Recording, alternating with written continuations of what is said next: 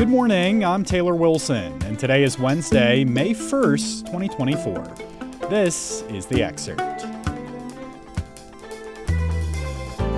Today, police have stormed a building held by protesters at Columbia.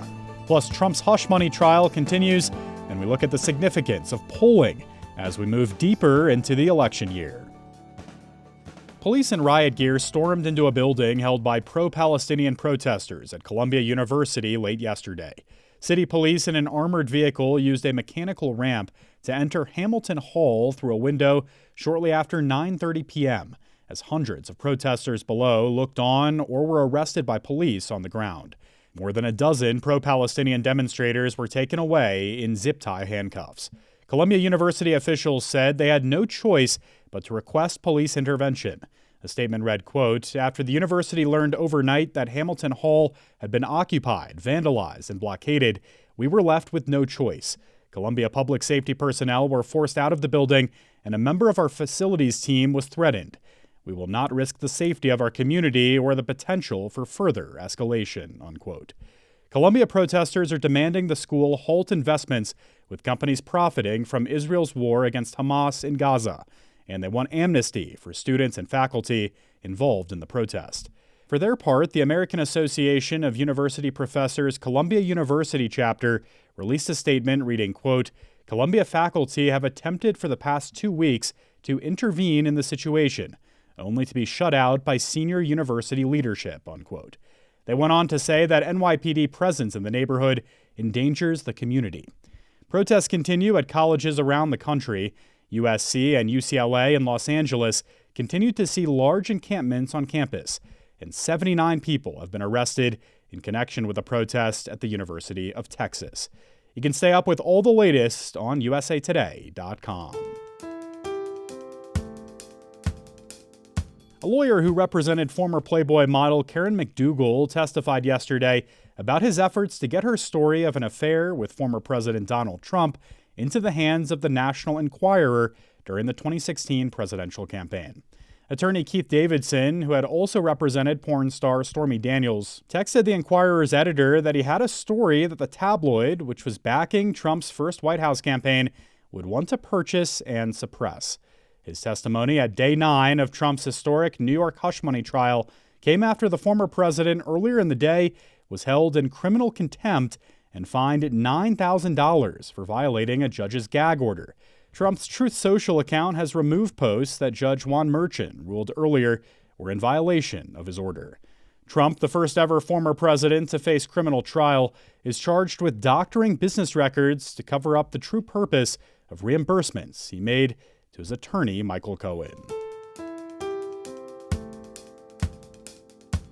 Former President Donald Trump leads President Joe Biden in 7 key swing states, according to a new poll from Emerson College and The Hill.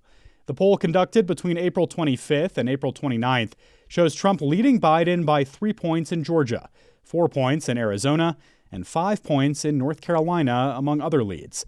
As we continue to break down polling data throughout this election year, it does beg the question, can you trust election polls? I caught up with USA Today Congress, campaigns, and democracy reporter Carissa Waddick for a refresher on why polls matter and how to read them. Carissa, thanks for hopping on. Yeah, thanks for having me, Taylor. So, Carissa, let's just start with this. What do polls actually tell us about elections?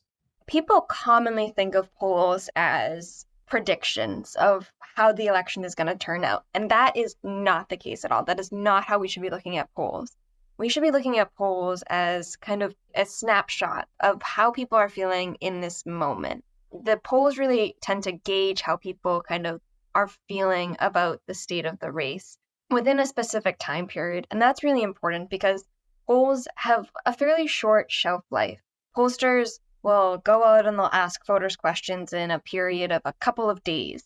And the news cycle changes very quickly and public opinion can shift very quickly. And so the results of a poll from 2 weeks ago might not reflect the state of the race today.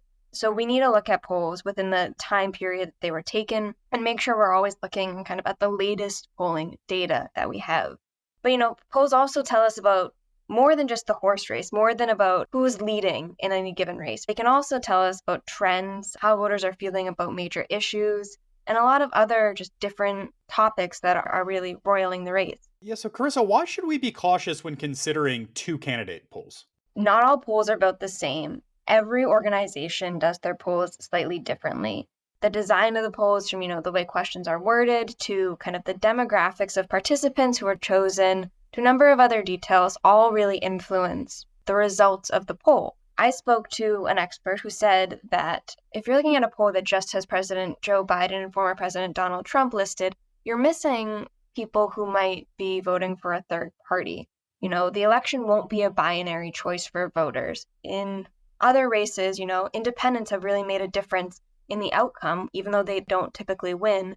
And so making sure that that's accounted for can determine how accurate a poll is. Yeah, and Carissa, why is it crucial to really pay attention to who is being polled in the sample population? Polls generally ask questions of people to get at the demographic information, and every organization uses different methodology to create the samples of voters who are in their polls, right? A poll is a randomly selected group of a small amount of people that's meant to represent a broader, larger population. So some election polls will take the temperature of a general population of people, and other ones will look at active voters, those who are definitely going to vote in the election. One of the experts I spoke with said that polls that are looking at these active voters are the most important because these voters allow us in the media and political scientists to better understand which Americans are going to be choosing the next president, and they allow us to better track trends. I'm curious, are national polls or polls at the state level more relevant when talking about presidential races? What have we seen in past elections? I would say that both national and state polls are relevant. So a national poll is taken, you see kind of the general makeup of how people across the country are feeling. That's reflected of the popular vote. If we look back at 2016, everyone said those polls were not accurate. Well, the national polls, they did show that Hillary Clinton was going to win. And Hillary Clinton did win the popular vote. But those polls, and that year, we didn't see a lot of state-level polls, particularly in some of the states that Trump won in a surprising way. We're thinking Wisconsin, Michigan, and Pennsylvania. And so making sure that we're keeping track of state-level polls is key in this election season to kind of see how the race is going to go and see how the electoral college is going to go. Experts emphasize that national polls are, generally speaking, more valuable to understand the big issues and the trends in the race, whereas state polls help us understand more of the horse race elements. So, $1 million question, Carissa, the crux of your piece. Can we actually trust the polls? It's always good to be cautious, and there are definitely some uncertainties in polls. That's inevitable. That's baked into the very concept of polling when you're dealing with so many different factors. But if you're looking at them correctly and you're taking kind of the polls with a grain of salt, then I think you can trust them. Polls might be inaccurate by a couple of points, but overall, if we're looking at the trends, they generally speaking will show us the way that the race is going. Carissa Waddick covers Congress campaigns and democracy for USA Today. Thank you, Carissa. Perfect. Thanks. The Biden administration is set to make a major change to the federal government's position on marijuana, with a proposed plan that would no longer consider it among the most dangerous and addictive substances. In what would be the biggest change in marijuana policy the federal government has taken since pot was first outlawed, the Drug Enforcement Administration will take public comments on a plan to recategorize marijuana under the Controlled Substances Act, according to a source familiar with the process. The news was first reported by the Associated Press. The plan would not legalize marijuana at the federal level, but it would reclassify it from a Schedule I drug, thought to be highly dangerous, addictive, and without medical use, to a Schedule III drug that can be lawfully prescribed as medication. Marijuana has been a Schedule I drug since the Controlled Substances Act was signed in 1970. 24 states and Washington, D.C. have legalized the recreational use of marijuana, and 14 other states authorize it for medical use, according to the Pew Research Center. Delays in the college financial aid process have turned College Decision Day into chaos for students across the country. I spoke with USA Today breaking news and education reporter Zach Shermley to learn more. Zach, thanks for hopping on the Excerpt today. Thanks for having me, Taylor. So, Zach, how has the government really botched its handling of financial aid? Reset the stage for us. May 1st has long been the typical deadline for students to decide where to attend college. But for many applicants across the country, this year, Taylor, was really the year that everything fell apart. Picking a college is anxiety inducing even in a normal year. But the federal government's bungled handling of changes to financial aid in recent months have upended that decision-making process, really affecting broad swaths of students. The stress stems from a form called the Free Application for Federal Student Aid, which really is the linchpin of the higher education system. Historically, that application required students and their families to answer dozens of complicated questions on decades-old technology. Congress mandated that Biden administration officials fix it. However, the new FAFSA has been beset with technological glitches and corrupted data, delaying aid offers for months and jeopardizing the futures of lots of students. Even education department staffers have told me in recent months that they're really not happy with their bosses, one of whom is now set to step down from his post later this summer. Yeah, and Zach, how have these FAFSA issues been particularly brutal for low-income students? The vast majority of America's college students rely on financial aid to pay for school, but the latest data we have shows that completion of the FAFSA among high school seniors is down by about a third compared to this time last year. That number has gotten slightly better in recent weeks, but look, it's still a really big deal. A lot of college financial aid staffers feel like they're kind of in the twilight zone here. They'd never seen delays like this. And what have these problems meant for many students from so-called mixed status families? And can you remind us what a mixed status family is, Zach? Yeah, one of the main issues has involved students whose parents don't have Social Security numbers. So these are typically immigrant families whose students would be first-generation college goers, a group of people, by the way, that the new FAFSA was intended to help from the start.